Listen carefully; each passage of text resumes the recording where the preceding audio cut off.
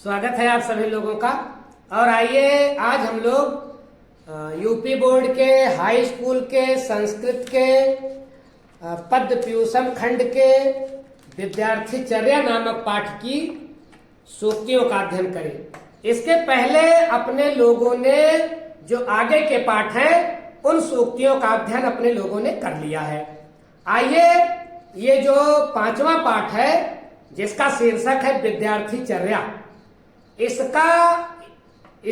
पाठ का जो श्लोक है उसकी व्याख्या का अध्ययन अपने लोगों ने पहले ही कर लिया है। आज अपने लोग इस पाठ की सूक्तियों का अध्ययन करें। सूक्तियां अर्थात सुंदर उक्तियां, सुंदर कहावतें, सुंदर बातें, ये बोर्ड परीक्षा में आती हैं और आपको बहुत अच्छा नंबर दिलवाती है। किसी भी पाठ की कोई भी सूक्ति आए, 4 हेडिंग में मैं बार बार आपको बताता रहता हूं कि 4 हेडिंग में उनका समायोजन करना है: संदर्भ, प्रसंग, अर्थ और व्याख्या। तो अगर विद्यार्थी चर्या नामक पाठ की कोई सूक्ति आ गई तो इसके संदर्भ में आप क्या लिखोगे? इसके संदर्भ में आप लिखोगे कि ये प्रस्तुत सूक्ति हमारी पाठ्य पुस्तक संस्कृत पद्य प्यूषम के विद्यार्थी चर्या नामक पाठ से ली गई है। ये सूक्तियां मनु स्मृति से संकलित की गई है। ये हो गया इसका संदर्भ। प्रसंग और व्याख्या, अर्थ, यह एक एक सूक्ति की अलग अलग होगी। आइए अपने लोग एक एक सूक्ति पढ़ें तो प्रसंग, अर्थ और व्याख्या को देखते रहेंगे। पहली सूक्ति देखें इस पाठ की, विद्यार्थी चर्या। पहले तो अपने लोग ये जान ले कि विद्यार्थी चर्या मतलब कि विद्यार्थी की दिनचर्या कैसी होनी चाहिए। और मैंने जब आपको पाठ पढ़ाया था तो ये बताया था कि मनुष्य पूरे जीवन विद्यार्थी ही है। ऐसा नहीं कि जो स्कूल में पढ़ने जाता है वही विद्यार्थी है। हर जगह पाठशाला लगी हुई है, चौराहे पर, हॉस्पिटल में, स्टेशन पर, बस अड्डे पर, बस में, ट्रेन में। कहाँ ऐसा है जहां हम कुछ सीख ना सके? तो जहां हम सीख जाएं कोई चीज वही पाठशाला है। तो पाठशाला वही नहीं है जहां कक्षाएं लगती हैं, वो सभी जगह विद्यालय है जहां हमको कुछ सीखने को मिल जाए। तो मनुष्य जीवन भर क्या होता है? विद्यार्थी होता है। और उस मनुष्य रूपी विद्यार्थी को पूरे जीवन में कैसे दिनचर्या का पालन करना चाहिए उसी को इंगित करता हुआ ये पाठ है। आइए अपने लोग देखें। मनु जी इसमें अपने लोगों को समझा रहे हैं कि एक विद्यार्थी को या फिर एक मनुष्य को अपना जीवन यापन कैसे करना चाहिए। आइए पहली सूक्ति देखें। पहली सूक्ति क्या लिखते हैं मनु जी कि ब्रह्म मुहूर्त बुद्धयेत धर्म अर्थो च अनुचिंतयेत। पहली सूक्ति फिर से देखें, ब्रह्म मुहूर्त बुद्धयेत, ब्रह्म मुहूर्ते बुद्धयेत धर्म अर्थो च अनुचिंतयेत। क्या कहता है कवि? इसके प्रसंग में आप क्या लिखेंगे कि प्रस्तुत सूक्ति में बताया गया है कि एक विद्यार्थी को क्या करना चाहिए, कब जाग जाना चाहिए। ये इसका प्रसंग हो गया। अर्थ में लिखेंगे ब्रह्म मुहूर्ते बुद्धयेत, ब्रह्म मुहूर्त में बुद्धयेत जाग जाना चाहिए। अब आप कहोगे सर ये ब्रह्म मुहूर्त क्या है? तो भैया 24 घंटे को 8 पहर में बांटा गया है। पूरे 24 घंटे को दिन रात को मिला करके दिन में 4 पहर और रात को 4 पहर। तो रात का जो अंतिम पहर है मतलब भोर के 3 बजे से लेकर के और 6 बजे तक का जो समय होता है उसको हम लोग बोलते हैं ब्रह्म मुहूर्त। तो ये ब्रह्म मुहूर्त में ही जाग जाना चाहिए। मतलब 3 बजे से 6 बजे के बीच में व्यक्ति को जाग जाना चाहिए, सवेरे जाग जाना चाहिए। कहने का मतलब ये है। और धर्म अर्थो अनुचिंतयेत, और जागने के बाद धर्म और अर्थ का चिंतन करना चाहिए। जागने के बाद मोबाइल पर व्हाट्सएप नहीं चेक करना चाहिए, फेसबुक नहीं चेक करना चाहिए, यूट्यूब नहीं सर्च करना चाहिए, बल्कि विद्यार्थी को सवेरे सवेरे उठ जाना चाहिए और उठने के बाद अपने धर्म, अपने कर्म और अर्थ के बारे में चिंतन करना चाहिए। ये इसका अर्थ हुआ। इसकी व्याख्या देखें। व्याख्या में आप क्या लिखोगे कि एक विद्यार्थी को, सभी विद्यार्थियों को ब्रह्म मुहूर्त में जाग जाना चाहिए। और जागने के बाद धर्म और अर्थ का चिंतन करना चाहिए। काय क्लेशांश, और अपने काय माने शरीर, क्लेश माने कष्ट, अपने शरीर के कष्टों को जानना चाहिए। तन मूलान, उनके कारणों को जानना चाहिए। वेद तत्व अर्थ में चा, और वेद के तत्वों का अर्थ भी समझना चाहिए। अर्थात अच्छी पुस्तकों का अध्ययन करना चाहिए। सवेरे उठ करके क्या करना है? सवेरे जाग जाना है, धर्म अर्थ का चिंतन करना है, अपने शरीर के कष्टों के बारे में समझना है और अच्छी पुस्तकों का अध्ययन करना चाहिए एक विद्यार्थी को। और ये काम सबको करना चाहिए, क्योंकि सभी लोग विद्यार्थी ही हैं। तो ये पहले सूक्ति की व्याख्या रही। आइए दूसरी सूक्ति देखें। दूसरी सूक्ति बेटा क्या कहती है? एकाकी चिंतयानो ही परम श्रेयो अधिगच्छति। इसके प्रसंग में आप क्या लिखोगे कि प्रस्तुत सूक्त में ये बताया गया है कि एक अकेले में चिंतन करने से क्या लाभ है। तो और अर्थ देखें, एकाकी चिंतयानो ही, एकाकी चिंतन करने से परम श्रेयो अधिगच्छति। परम माने बहुत ऊंचा, बहुत श्रेष्ठ, और श्रेयो माने कल्याण, अधिगच्छत माने प्राप्त होता है। एकांत में चिंतन करने वाला व्यक्ति परम कल्याण को प्राप्त होता है, परम कल्याण को पा जाता है। कौन? जो एकांत में चिंतन करता है। ये इसका अर्थ हो गया। और व्याख्या, भैया हमें अकेले रहने की आदत होनी चाहिए। हमने अपने जीवन को कैसे दूसरों के पराधीन कर दिया है। हमारा सुख दूसरों के अधीन, हमारा दुख दूसरों के अधीन, हमारे दिल को कोई दूसरा दुखी करता है, हमारे दिल को कोई दूसरा सुखी करता है। हम कितना दूसरों के अधीन हो गए हैं। हमें अकेले रहना सीखना चाहिए, चट्टान की तरह मजबूत बनना सीखना चाहिए। क्यों? क्योंकि अकेले रहने से आपको कभी दूसरों के सहारा लेने की जरूरत नहीं पड़ेगी। इसीलिए तो ये जो सांसारी बंधन है, ये केवल हमें बांधते हैं, ये हमें सुख नहीं देते। क्योंकि जैसे ये हमसे अलग होते हैं, हमें दुख मिलता है। तो कवि कहता है कि एकाकी जो चिंतन करता है, जो अकेले में बैठ करके अपने हित की चिंता करता है, अपने लाभ हानि की चिंता करता है कि हमें कैसा कर्म करना चाहिए, कैसा कर्म नहीं करना चाहिए, तो वो व्यक्ति परम कल्याण को प्राप्त होता है। और वह व्यक्ति जो अपना हित चाहता है, जो अपने हित का चिंतन करना चाहता है, वो रोज कुछ पल के लिए तो हम भीड़ में रहते ही हैं, हमेशा तो हम भीड़ में रहते ही हैं, लेकिन उसी 24 घंटे में से कुछ पल हम एकांतवास के लिए निकालें। और धीरे धीरे अभ्यास करते करते एक ऐसा समय आएगा कि हम अकेले में ही अपने को बहुत मजबूत मानने लगेंगे। तो भैया वही बात जो है मनु जी कहते हैं कि जो अकेले में चिंतन करता है वो परम कल्याण को प्राप्त हो जाता है। आगे देखें तीसरी सूक्ति, सर्व पर बसम दुखम सर्व आत्म बसम सुखम। तीसरी सूक्ति में क्या बताया जा रहा है? प्रसंग में क्या लिखोगे? इसके प्रसंग में लिखोगे कि इसमें सुख और दुख का लक्षण बताया गया है, कौन सुखी है और कौन दुखी है। अर्थ देखें, सर्व पर बसम दुखम, सबसे बड़ा दुख है परबसम, दूसरे के बस में रहना। दुनिया का सबसे बड़ा दुख है दूसरे के बस में रहना। और सर्व आत्म बसम सुखम, और दुनिया का सबसे बड़ा सुख है कि अपने बस में रहना। अगर आप स्वतंत्र हैं तो आप सुखी हैं, आप परतंत्र हैं आप दुखी हैं। ये इसका अर्थ हुआ। व्याख्या देखें, कवि क्या कहता है कि सर्वम आत्म बसम सुखम, अपने बस में रहना सबसे बड़ा सुख, स्वतंत्रता ही सबसे बड़ा सुख है और परतंत्रता ही सबसे बड़ा दुख है। जो व्यक्ति अपने बस में जिसका मन है वह सुखी है, और जो दूसरे के बस में जिसका मन है वही दुखी है। हम कितने विचित्र हैं कि अपने सुख दुख को दूसरों के अधीन कर बैठे हैं।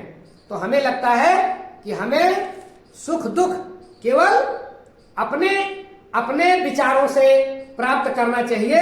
दूसरे लोग सुख कम देंगे, दुख ज्यादा देंगे। इसलिए और महाकवि तुलसीदास जी ने लिखा है कि पराधीन सपन्य सुख नहीं। जो व्यक्ति दूसरों के अधीन है उसको सपने में भी सुख नहीं है। जागने की तो बात छोड़ दीजिए। क्यों? हमको आपको खाना बहुत अच्छा मिले, लेकिन दूसरे की इच्छा के अनुसार मिले। कब मिलेगा? दूसरे की इच्छा। कपड़ा बहुत अच्छा मिले, लेकिन कैसा कपड़ा मिलेगा? कब कपड़ा मिलेगा? दूसरे की इच्छा के अनुसार मिलेगा। मिलेगा अच्छा, लेकिन दूसरे के इच्छा के अनुरूप मिलेगा। अपने लोगों को उस कपड़े को पहनने में, उस भोजन को करने में कोई तृप्ति नहीं मिलेगी, क्योंकि वो अपने लोगों के अनुसार तो है नहीं। तो भैया, सुख और दुख का यही लक्षण है कि अपना जो हम स्वतंत्र हैं तो हम सुखी हैं, हम परतंत्र हैं, पराधीन हैं तो हम दुखी हैं। ये रही तीसरी सूक्ति। अब आए चौथी सूक्ति देखें। सत्यम ब्रूयात् प्रियम ब्रूयात्। इसके प्रसंग में आप क्या लिखेंगे कि इस सूक्ति में बताया गया है कि हमें कैसी वाणी बोलनी चाहिए। कैसी वाणी बोलनी चाहिए? सत्यम ब्रूयात्। अर्थ देखें, अर्थ में क्या लिखेंगे? सत्यम ब्रूयात्, हमें सत्य बोलना चाहिए, और प्रियम ब्रूयात्, हमें प्रिय बोलना चाहिए। सत्य बोलना चाहिए, प्रिय बोलना चाहिए। और इसकी व्याख्या में क्या लिखेंगे आप? इसकी व्याख्या में लिखेंगे आप कि हर व्यक्ति को चाहिए कि सत्य बोले, प्रिय बोले, और असत्य प्रिय ना बोले। प्रिय लगे लेकिन असत्य हो तो उसको नहीं बोलना चाहिए, और सत्य हो और अप्रिय हो वो भी नहीं बोलना चाहिए। कुछ लोग कहते हैं कि मैं सही सही बोलता हूं, चाहे किसी को अच्छा लगे चाहे बुरा, मत बोलिए। मनु जी कहते हैं कि वह वाणी मत बोलिए, भले सत्य हो, लेकिन अगर दूसरे को पीड़ा पहुंचा रही है तो ऐसी वाणी ना बोलिए। और ठकुर सुहाती भी मत करिए। आप दूसरों को खुश करने के लिए ज्यादा चाशनी में घोल करके भी मत बोलिए। ये बोलने का तरीका नहीं है। तो हमें सत्य बोलना चाहिए, प्रिय बोलना चाहिए। असत्य प्रिय नहीं बोलना चाहिए, और कड़वा सत्य नहीं बोलना चाहिए। यही बोलने का शाश्वत नियम है। ये हो गया चौथी सूक्ति की व्याख्या। आइए पांचवी सूक्ति देखें। आयुर्विद्या यशो बलम। आयु विद्या यश बल। आयुर्विद्या यशो बलम। इस सूक्ति के प्रसंग में आप क्या लिखोगे? इस सूक्ति के प्रसंग में आप लिखोगे कि प्रस्तुत सूक्ति में यह बताया गया है कि अभिवादन करने से क्या फायदे होते हैं, प्रणाम करने से क्या फायदे होते हैं। तो अर्थ इसमें क्या लिखेंगे कि बुजुर्गों का अभिवादन, बड़े लोगों से अभिवादन करने से और बुजुर्गों की सेवा करने से व्यक्ति की 4 चीजें रोज बढ़ती हैं। आयु, विद्या, ज्ञान, यशो, यश, बलम और बल। ये 4 चीजें प्रतिदिन बढ़ती हैं। किसकी? जो वृद्ध जनों की सेवा करता है और अपने से बड़ों को झुकता है। भैया, टाइट रहना मुर्दे की पहचान है, झुकना जीवित व्यक्ति की पहचान है। अगर आप किसी को सम्मान देंगे तभी आपको सम्मान मिलेगा। अगर आप सोचें कि बिना समाज में किसी को सम्मान दिए आप सम्मान पा जाएं, ये असंभव है, कभी नहीं होगा। ध्यान रखें, ये सूक्ति आयुर्विद्या यशो बलम, इसके व्याख्या में आप क्या लिखोगे? इसकी व्याख्या में आप लिखोगे, मनु जी कहते हैं कि जो व्यक्ति अभिवादनशील होता है, वृद्ध जनों की सेवा करता है, नित्य प्रतिदिन वृद्ध जनों की, जो आपके घर में अशक्त लोग हैं उनकी सेवा आप करते हो और बड़ों से प्रणाम करते हो। वो बड़ा आपके घर का है, बाहर का है, कोई भी है, उसके सामने तुम झुक जाते हो तो उसके शरीर से पॉजिटिव एनर्जी आपके शरीर में आती है। तो आप झुकना जानते हो, बड़े लोगों को प्रणाम करना जानते हो और वृद्ध जनों की सेवा करते हो, तो आपकी 4 चीजें रोज बढ़ेंगी जो किसी भी तरह से दुनिया में बढ़ाई नहीं जा सकती। आयु, विद्या, यश और बल। कोई भी दवा आप ले ले, कोई भी शास्त्र आप पढ़ लो, किसी शास्त्र में अगर आपकी आयु 50 साल लिखी गई है तो कोई शास्त्र नहीं कहेगा कि 50 साल से आप 51 साल जिएंगे, 50 साल एक दिन और बढ़ जाएगी आपकी उम्र, ऐसा नहीं हो पाएगा। लेकिन वृद्ध जनों की सेवा और बड़ों से प्रणाम में इतनी ताकत है कि आपकी आयु बढ़ सकती है, जो किसी भी मेडिकल साइंस में बढ़ाने की व्यवस्था नहीं है। विद्या, आप अच्छी किताब खरीद सकते हो, महंगी किताब खरीद सकते हो, अच्छे महंगे स्कूल में एडमिशन करवा सकते हो, लेकिन आपको विद्या मिलेगी ही, इस बात की कोई गारंटी नहीं है। विद्या कैसे मिल जाएगी? वृद्ध जनों की सेवा करने से और बड़ों से प्रणाम करने से। यस, आप अपना एड पेपर में रोज छपवाएं, मोबाइल पर अपने एड के लिए रुपया खर्च करें और टीवी पर अपना प्रचार दें। आपका यश नहीं बढ़ेगा। यश बढ़ने के लिए आप बड़ों, ये पैसे से नहीं हो सकता। अगर पैसे से यश बढ़ता तो हिंदुस्तान के या दुनिया के जितने सेठ हैं वही यशस्वी होते, लेकिन वो यशस्वी नहीं है। यश बढ़ता है वृद्ध जनों की सेवा करने से और बड़ों को प्रणाम करने से। ये अपने आप बढ़ जाएंगे। इसमें किसी तरह का पैसा खर्च करने की कोई जरूरत नहीं है। बल, कोई भी आप टॉनिक खरीद सकते हो महंगा, आप अच्छा भोजन कर सकते हो लेकिन पैसे से, लेकिन ये जरूरी नहीं है कि आपका बल भी बढ़ जाए। बल बढ़ने के लिए ये सब तो आप करें ही, साथ में वृद्ध जनों की सेवा करें और अपने से बड़ों को प्रणाम करें। ये बल अपने आप बढ़ जाएगा। तो आयु, विद्या, यश और बल, इनको बढ़ाना है तो बड़ों को अभिवादन करें और बुजुर्गों की सेवा करें। ये मुफ्त में बढ़ाए जा सकते हैं। निश्चित रूप से अगर आपके बल के साथ उनकी भी ताकत काम करने लगेगी, अगर आप बड़ों को प्रणाम करते हैं तो ये रहा इस सूक्ति की व्याख्या। आइए अंतिम सूक्ति देखें। शतम वर्षाणि जीवति। अगर ये सूक्ति आ गई शतम वर्षाणि जीवति, तो आप क्या लिखोगे इसके प्रसंग में कि इस सूक्ति में बताया गया है कि वह कौन सा व्यक्ति 100 वर्ष तक जीवित रहता है। और किसकी इच्छा नहीं होती है कि मैं 100 वर्ष तक जिंदा रहूं? अरे इच्छा तो ये रहती है कि मैं मरूं ही ना, लेकिन 100 वर्ष तो सबकी इच्छा होती है। तो 100 वर्ष इच्छा जो रखता है, तो 100 वर्ष जो जिंदा रहता है उसके लिए क्या उपाय करना पड़ेगा? ये भी दवा किसी मेडिकल स्टोर पर नहीं मिलेगी। लेकिन संस्कृत एक ऐसी भाषा है कि वो भी तरीका बता दे रही है कि कैसे आप 100 वर्ष तक जीवित रहोगे। शतम वर्षाणि जीवति। प्रसंग में क्या लिखोगे कि प्रस्तुत सूक्ति में बताया गया है कि कौन सा व्यक्ति 100 वर्ष तक जीवित रहता है। और अर्थ में क्या लिखेंगे कि शतम वर्षाणि जीवत, 100 वर्ष तक जीवित रहता है। व्याख्या ये हम लोग देख लें। व्याख्या में कवि क्या कहता है कि सर्वलक्षण हीनो अपि, ऐसा व्यक्ति जो सभी लक्षणों से हीन है, और यह सदाचारवान नरा, जो व्यक्ति सभी लक्षणों से हीन है, कोई अच्छा गुण उसके अंदर है ही नहीं, लेकिन सदाचारवान नरा, लेकिन वह सदाचारी है। तो सर्वलक्षण हीनो अपि, यह सदाचारवान नरा, कोई लक्षण नहीं है, कोई वैभव नहीं है, कुछ भी नहीं, लेकिन सदाचारी है, सच्चा आचरण करता है।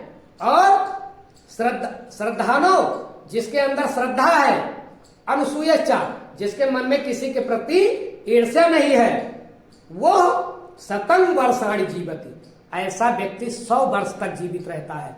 दूसरों के प्रति ईर्ष्या ना हो और गुरुजनों में, ईश्वर में श्रद्धा हो, सदाचारी हो। आप कोई दवा नहीं लेनी है। संस्कृत भाषा कहती है यू कंप्लीट 100 ईयर्स, तुम 100 साल पूरे करोगे निश्चित रूप से। तो 100 वर्ष तक कौन जिंदा रहेगा? जिसके हृदय में श्रद्धा है, जो सदाचारी है और जो किसी से ईर्ष्या नहीं करता, क्योंकि ईर्ष्या करने से हमारे जो है ग्रंथियों से जहर जैसा हार्मोन स्रावित होता है और हम किसी के प्रति प्रेम का जो है अपने मन में संचार करें तो अमृत का हमारी ग्रंथियों से संचार होता है, अमृत हार्मोनों का। इसलिए भैया किसी से ईर्ष्या न करें। शतम वर्षाणि जीवन। हम किसी से ईर्ष्या करते हैं और रोज डॉक्टर के यहाँ लाइन लगाकर खड़े रहते हैं। बीमारियों के असली कारण ये है, बीमारियों के असली कारण प्रदूषण और ये सब तो जो है ही। प्रदूषण है, हमारा खान पान है, हमारी दिनचर्या, वो सब तो है ही। लेकिन जो हम बैठे बैठे जो है अपने मन में ईर्ष्या बो रहे हैं, उससे जो जहर निकल रहा है वो भी बीमारी का कारण है। अगर ये हम दूर कर लें तो शायद हम अंदर से मजबूत और स्वस्थ हो जाएं।